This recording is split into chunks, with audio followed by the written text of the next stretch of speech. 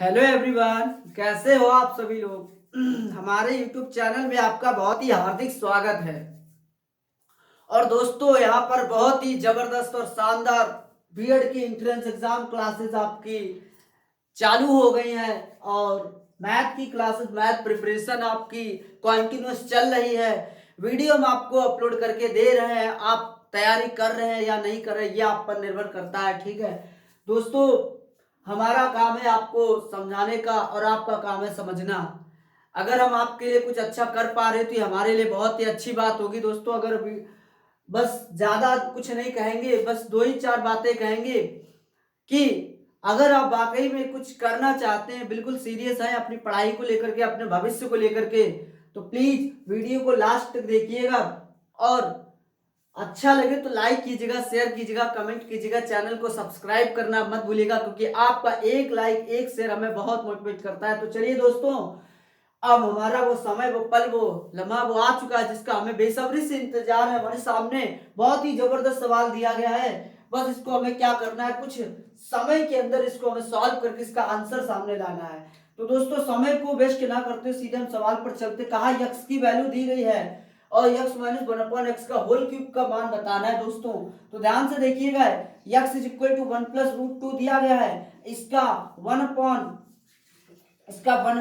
X की value निकाल लेते हैं। दोस्तों ये जो वन अपॉन, ये इसको पहले लिख लेते हैं, वन अपॉन रूट टू और प्लस का वन, ऐसे लिख सकते हैं ना।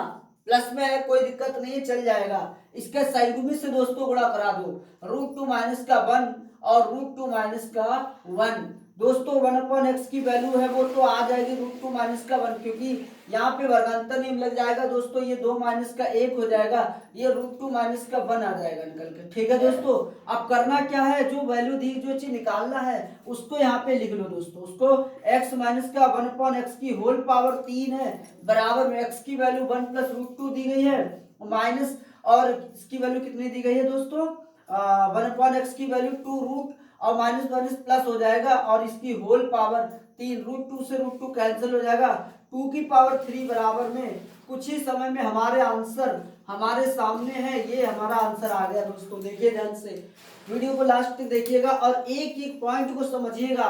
अगर समझ में ना आए फिर से देखिएगा, कब तक नहीं आएगा, क्योंकि आपके अंदर वो ताकत, वो हिम्मत, वो साहस है, आप करके दिखा सकते हैं उस चीज को।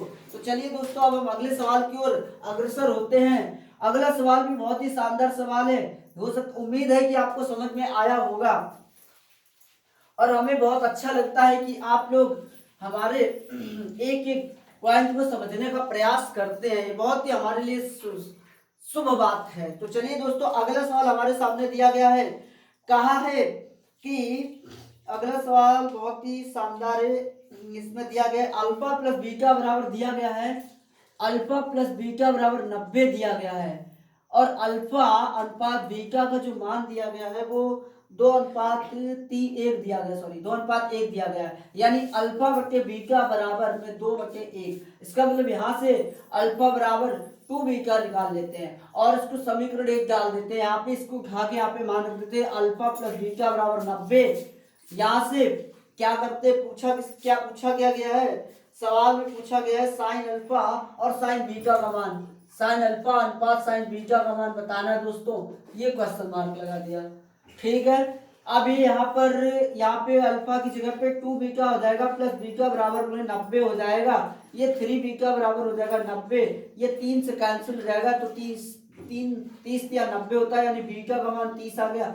और इसमें समीकरण 2 में अल्फा बराबर 2 बीटा रखने पर यहाँ पे रखते हैं दोस्तों, अल्फा बराबर 2 बीटा, तो ये दोस्तों 2 गुणे 30 आ जाएगा, मतलब कि ये 60 आ जाएगा। कितना आ जाएगा, 30 दूनी 60 आ जाएगा। अब करना क्या है, ये साइन अल्फा की वैल्यू रखते हैं साइन 60 और ये साइन बीटा की वैल्यू 30 रखते हैं। दोस्तों साइन 60 का मान √3/2 होता है और साइन 30 का मान 1/2 होता है, 2 से 2 कैंसिल हो जाएगा, √3/1 आ जाएगा। बस हमारे सवाल का आंसर आ चुका है।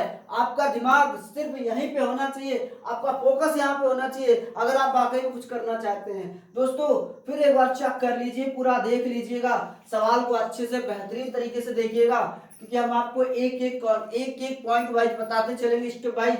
अब हम अगले सवाल की ओर अग्रसर होते हैं। दोस्तों यहाँ तक की सीमा थी हम लोगों की। अब अगला सवाल देखिए, अगला सवाल भी हमारे सामने दिया गया है।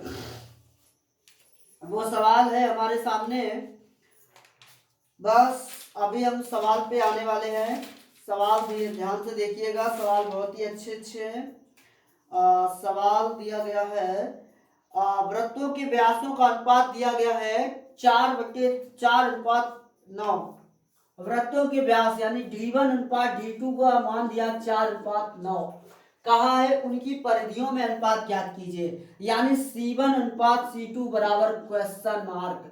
D1 बेटा, D1 यहाँ पे वृत्त का पहला व्यास है, पहले वृत्त का व्यास है, D2 दूसरे वृत्त का व्यास है। एक काम करते हैं, यहाँ पे जो D1 बटे D2 का मान है ना, यहाँ से हम लोग क्या करते हैं, यानी कि यहाँ से हम लोग एक काम ये कर लेते हैं कि यहाँ से एक काम ये कर लेते हैं, त्रिज्या निकाल लेते हैं। क्या करते हैं, त्रिज्या निकाल लेते हैं। तो त्रिज्या निकल आएगी, हाँ त्रिज्या निकल आएगी माय डियर, त्रिज्या बिल्कुल निकलेगी। तो त्रिज्या का अनुपात निकला है R1 अनुपात R2 बराबर 4/9 हो जाएगा, यानी यही निकल के आएगा। ठीक है, 2 से 2 तो कैंसिल हो जाएगा। अब फार्मूला, अब परिधि का फार्मूला होता है C1/C2 बराबर 2πr1 बटे 2πr2, यानी 2π से 2π कैंसिल, R1 बटे R2 का मान 4/9 ही था दोस्तों। तो यही तो हमारा आंसर आ जाएगा, यही आंसर आएगा। देखिएगा, आप ज्यादा मतलब जल्दबाजी मत कीजिएगा, धीरे धीरे कीजिएगा, क्योंकि कोई भी काम एकदम से नहीं होता, आराम से होता है, लेकिन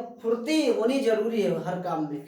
ठीक है, तो चलिए दोस्तों, आज के सेशन में इतने ही सवाल काफी हैं। फिर हम अगले सेशन में आपके लिए बहुत ही शानदार सवाल लेकर के आएंगे। और आप सभी का बहुत बहुत धन्यवाद।